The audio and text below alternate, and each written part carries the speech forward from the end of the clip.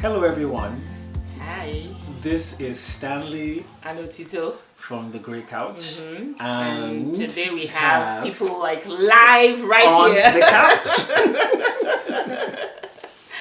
So we have Doctors Chidinma and Uzo Onukogu, right? Doctors again. Yep, I know. God will help us. You only associate I know, doctors. that's well, no. We'll see on that, but this is just what has, happened. So Chidinma and Uzo, I've known Chidinma, I can't believe it's such a long time, from Temple, right? Yeah, from Temple. So it's been over, 10 years? 10 years, yep. Over 10 years. So we graduated together, but I was like the big girl doing the PhD. And doing the teaching assistant, and Chidinma was getting her family. So yeah, 10 years down the line. Congratulations. Thank 10 you. years post-graduation. like me. Yeah, so that was the same year you got married to, right? No, we got engaged. I think it's longer than 10 years. Yeah. Yeah, maybe 11. Well, 2011, right? Yeah. Okay. So we got engaged Okay. that and then year, the wedding. and then the wedding happened the following year. Gotcha. Yeah. So you've been married what? At this 10 point, years? well, Well, traditionally 10 years. 10 years. Our white wedding happened in October. Gotcha. So, So waiting a few But more. been together let's 13. see. So we met in 2019. So 2009. I'm sorry, 2009. 2009, yeah. Okay, so 13 years. 13 years. Wow. Yeah. But introduce yourselves. Before we go, introduce yourself. What do you do? Well, I'm Chidinma, and some people call me Chichi or Chidi, and I'm a pharmacist, currently working for the federal government as a clinical pharmacy specialist. Yeah, and I am Uzo Onukogu, and I work clinical research, so clinical professional, drug development, and I work for private pharmaceutical companies. No federal government. no federal things.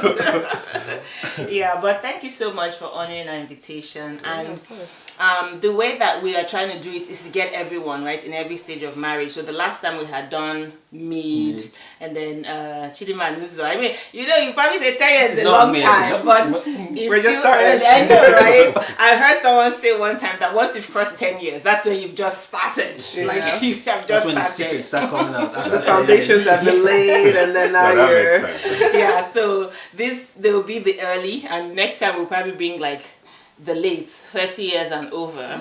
Babasalas. Yes, the mommies and the daddies, Yeah, the mentors. So today we're gonna focus mostly on values, right? Because in the book that we wrote, I remember someone asking me, like, what do you mean by family values? Like, what are those? How did you come by them? How did you, even think them up, right? So we thought Chidinma and Uzo wanted to explore that with us, and so we're thankful for that. So yeah, Stan, go ahead. All right, jumping on to the questions. The first question we have for you guys is, how would you define values? What does it mean to you? And segueing into after that, we want to know what your values are. For life, for your marriage, right? Yeah, we'll always We'll do let ladies the- first. I was I like like, that. head of household first.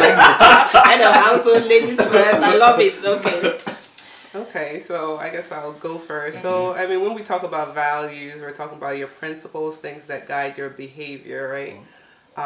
So, in terms of like what our values are, so for me, and I can talk for both of us and also for myself as well, the things that guide my behavior or my values would be, number one, faith, right? That's a big thing for us in our family, and honesty, integrity. Loyalty is a big one for me. Those are just some of the things. And also family, that's a big part of, the way I grew up and the way he also grew up. And now we're a family, but we value family as well. That's a big part of our marriage. So just some of the things. I'm sure there's a lot more that we can go into, but I'll let Uzo go. Yeah, I see value as what is very important to you. So to the extent that something is valuable, that's how much it is of worth to you. So that would be my personal definition. Well, she's right. Faith is a very big one because, personally, I believe before something becomes important, there has to be a baseline. And, you can't all willy-nilly have values. You have to have something that's the background that builds your value.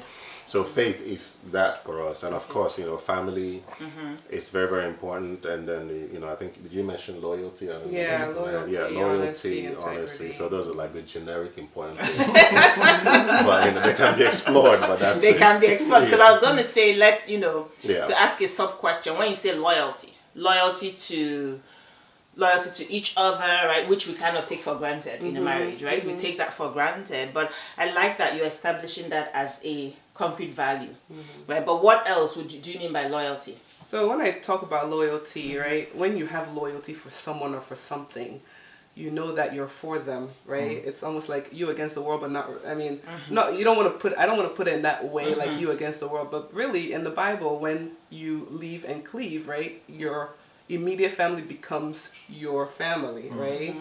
And then you still have your mother, your father, your siblings, and you're still loyal to them. But in terms of, sometimes you might have family that want to impose on your marriage. So you have to know that you and your spouse are your primary unit at this point. So you have to guard that unit, right? Yeah, so that's what I mean by loyalty. Yeah.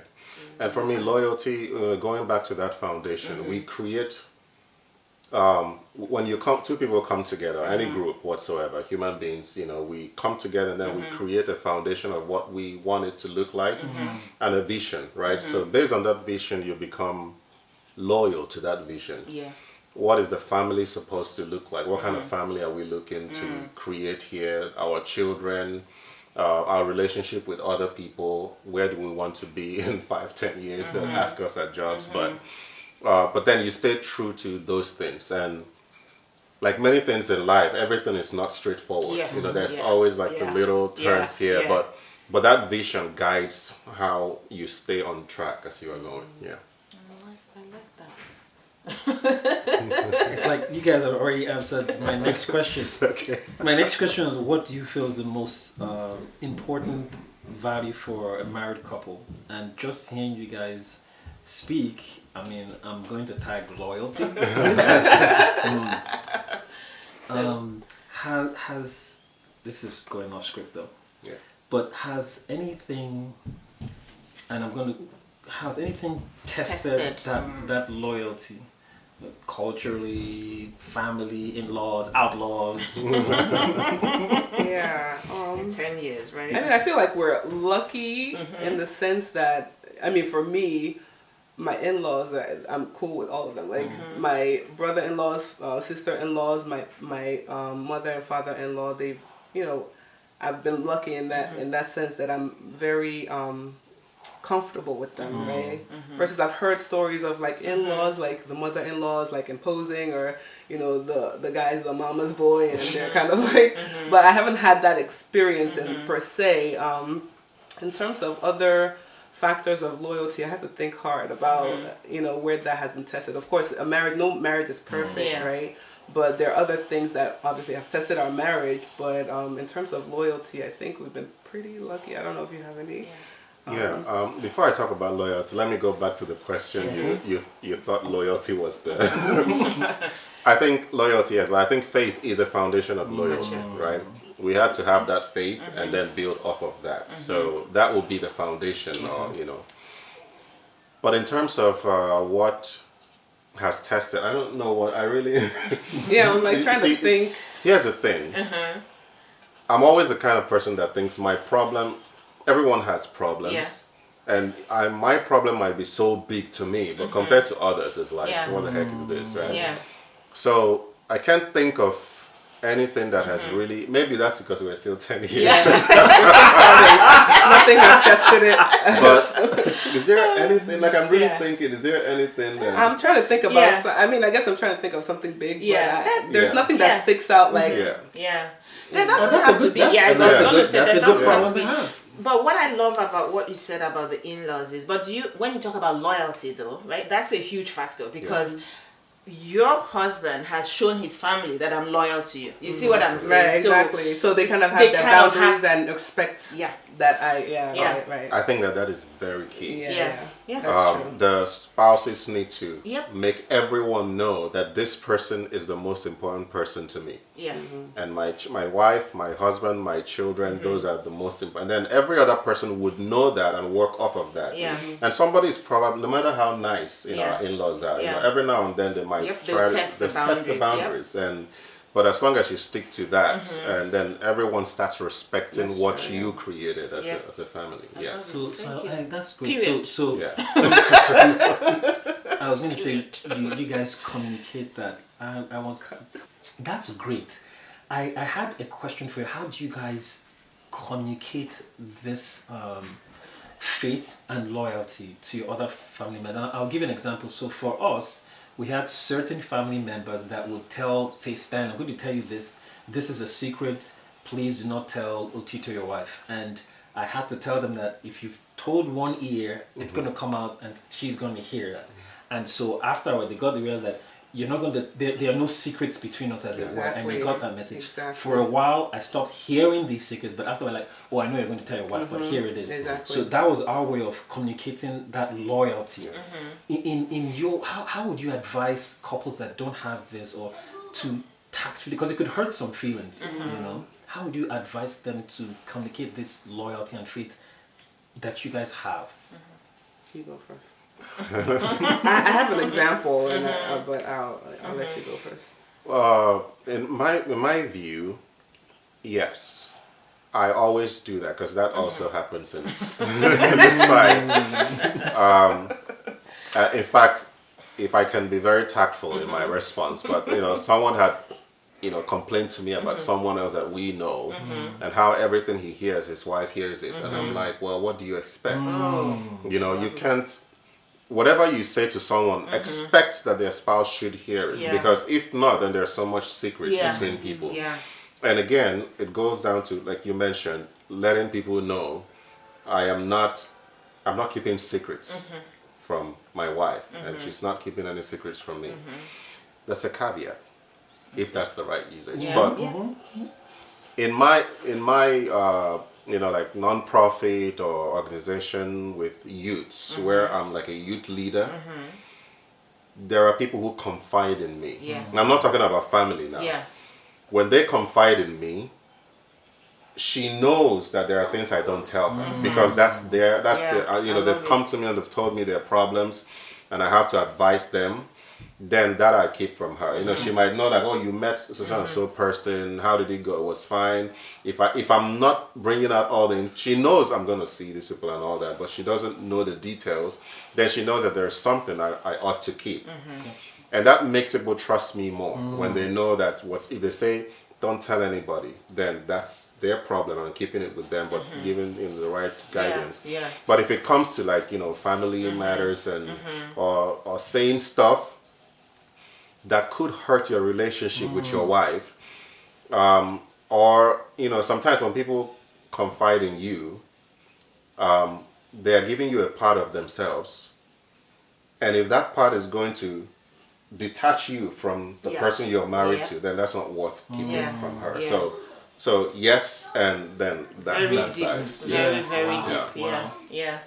So I mean, like, so the example I have is, like an aunt, not blood related, but she was living with us, and I can't even remember the details. It probably had something to do with like monetary, but she said it in a way, oh, don't tell your husband, type of thing. And I was like, what do you mean? Don't tell my husband?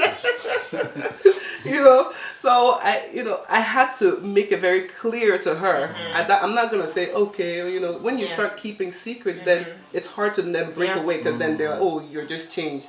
But you have to like set it right the first time, so that they know that this is where you stand.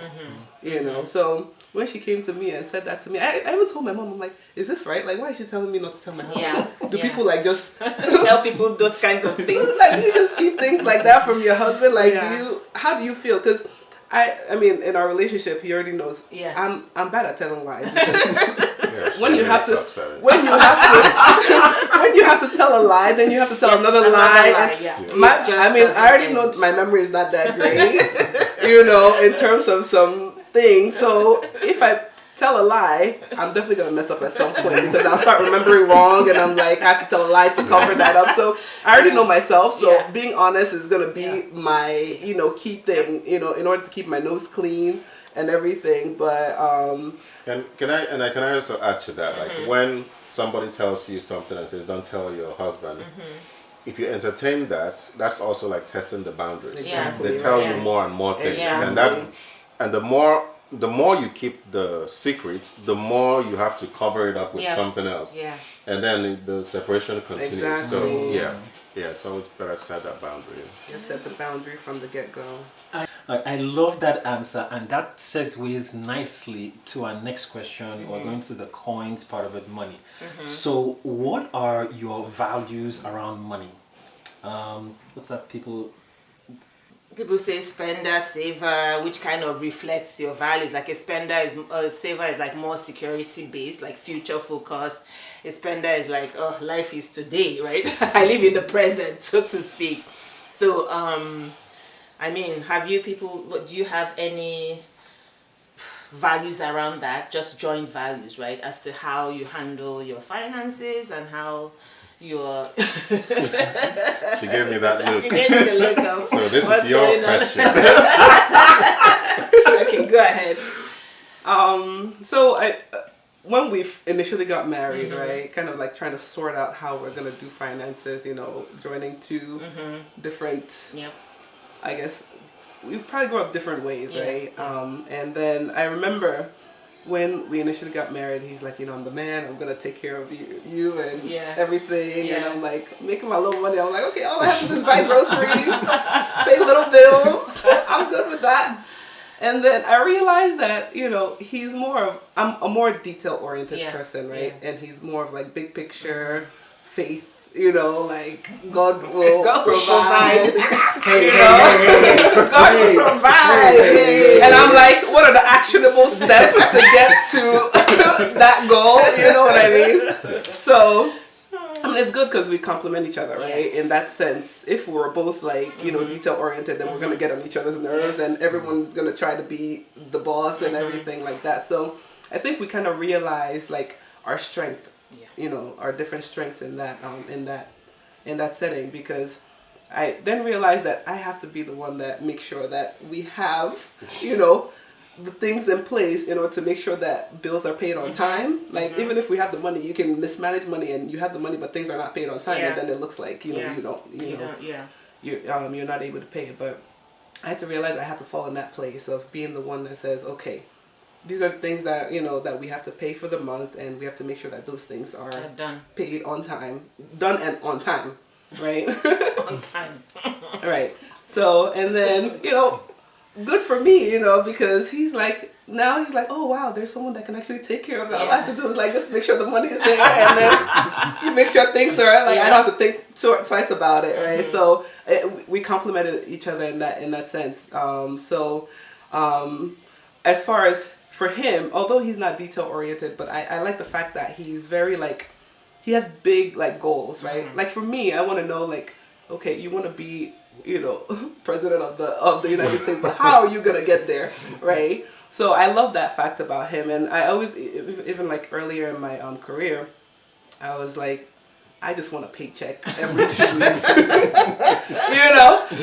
he's like, I don't want to work for anybody at some point in my life. And I'm like, why would you want to stress yourself, And he's still that way. Like, he's more of the entrepreneurial mind. And I think I'm slowly, kind of seeing the value of that, especially after having kids. I'm like, man, I really want to control my time, right? And be able to, do what I want to do based on when I want to do it, right? Not, okay, I need to take PTO to do this with my children or do this with my family, so... And you work for the government. Right. Like, why do you think people work for private? Exactly. So, I mean, like, he has those, good qualities in him, and I like the fact that we're different in that way, because then we can, like, come together and have different point of views. Yes, we have to have our four walls, taken care of, and I'm able to make sure that those details, like beginning of the year, I'm always like, okay, we're having a family meeting. Like I tag myself the CFO of the family. No, but I think that most women generally right. That's what I've realized too. Even my Yeah. mentor at work, she's the same way, and I'm like, wow, is it really like many women like end up being that, because as women we desire financial security, right? From beginning of time, right? That's just how we're wired. So we want to make sure that our house is paid, our bills are paid. Everything else, everything else, you can do whatever you want to do with everything as long as these things are, done. So, those are kind of like, I guess, what's important for me, making sure that, I would say like I'm a saver, but I also see the value in being a spender, right? So I'm not like so uptight where I can't let things go. There are things that are important to me that I don't mind dropping like a pretty penny on, right?